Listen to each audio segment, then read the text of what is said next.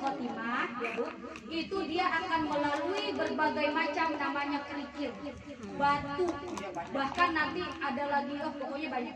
Kemudian bagaimana?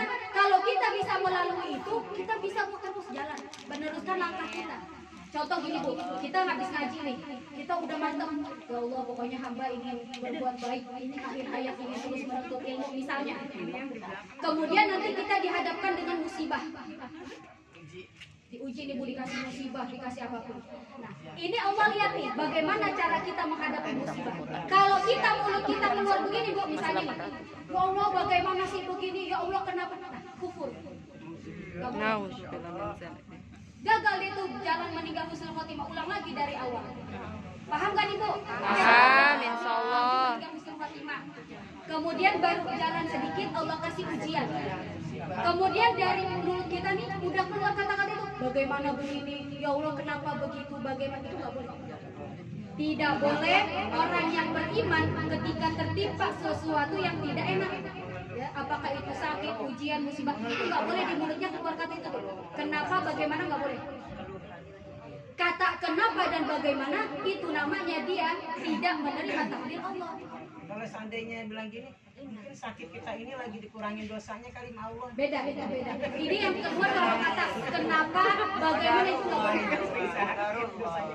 Itu nggak boleh. Kalau kita ngomong kenapa, bagaimana, nggak boleh. Namanya kita kufur. Ya. Kemudian begitu. Terus kata Imam Ghazali, kalau kita ingin meninggal husnul khotimah, ini semua kan harus dengan ilmu Bu, ya kan?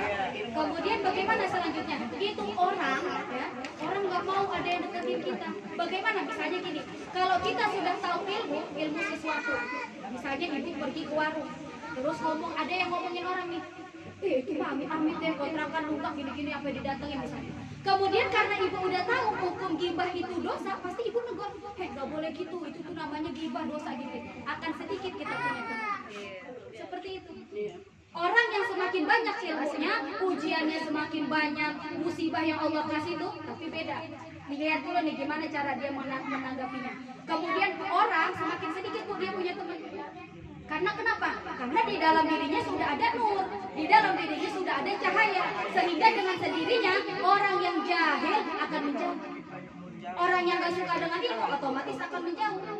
Karena kenapa? Karena lisan kita ini selalu mengeluarkan dalil, artinya selalu mengeluarkan kebaikan.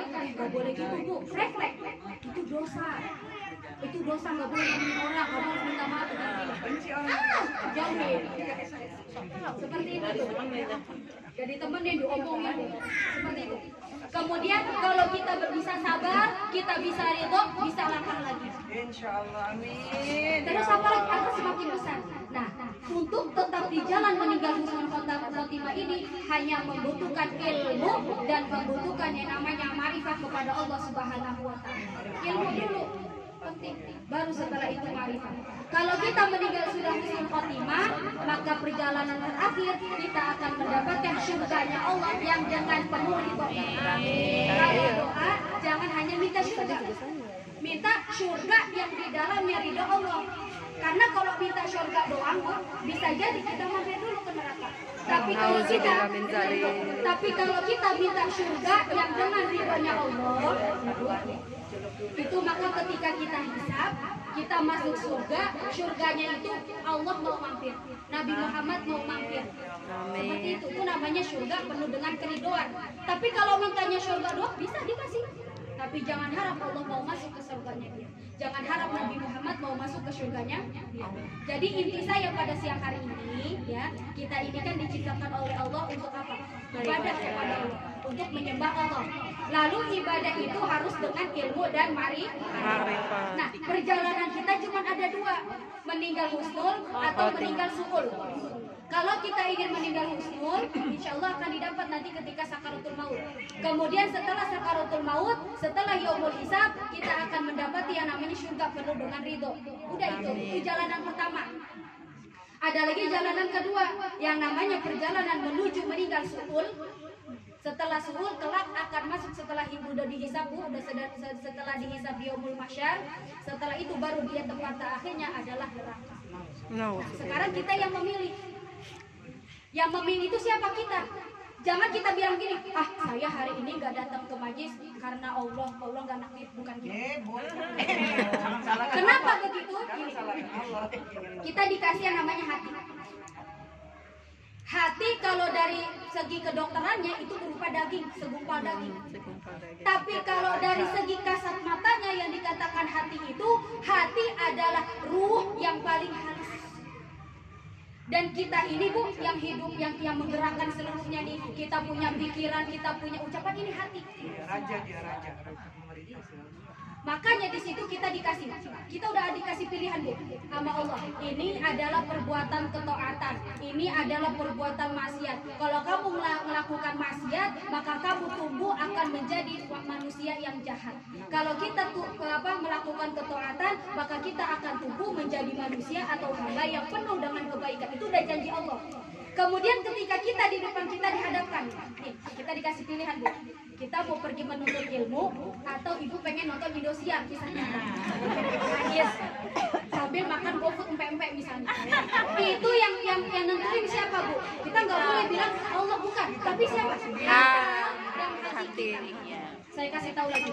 Makanan hati itu, makanan hati nanti juga punya makanan. Makanan hati itu adalah ilmu. Makanan hati, ilmu, dan berbuat kebaikan itu makanan dia Bu. Minumannya hati apa? Zikir. Sekarang giliran nafsu. Makanannya nafsu itu adalah berbuat keji dan mungkar. Minumannya juga sama. Nah sekarang tinggal kita yang bisa mengukur. Kita ini keseringan ngasih makan dan minum hati, atau kita sering nempanin nafsu. Kalau kita sering ngasih makan hati, artinya bagaimana? Kita rajin mengaji, kita rajin berzikir. Otomatis yang akan tumbuh lebih besar itu hati dan akal. Kemudian kalau kita kebalikannya, kita sering ikuti nafsu, ya kita selalu berbuat maksiat, kita selalu berbuat dosa, maka sama saja kita mengasih makan, menumbuh besarkan namanya nafsu.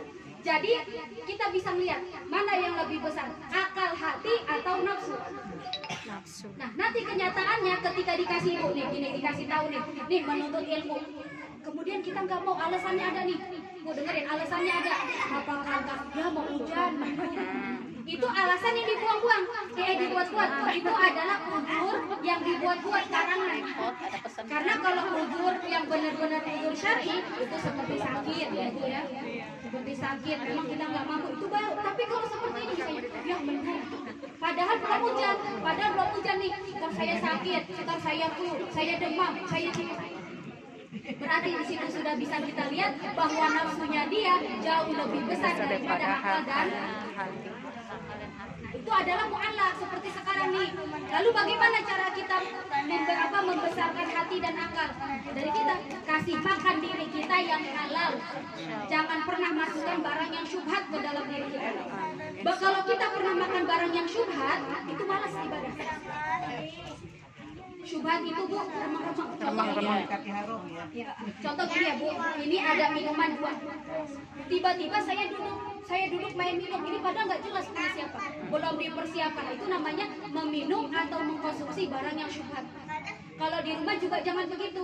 Ada makanan harus kita tahu dulu ini makanan siapa. Meskipun itu ada di dalam rumah kita harus tanya ini punya siapa ini.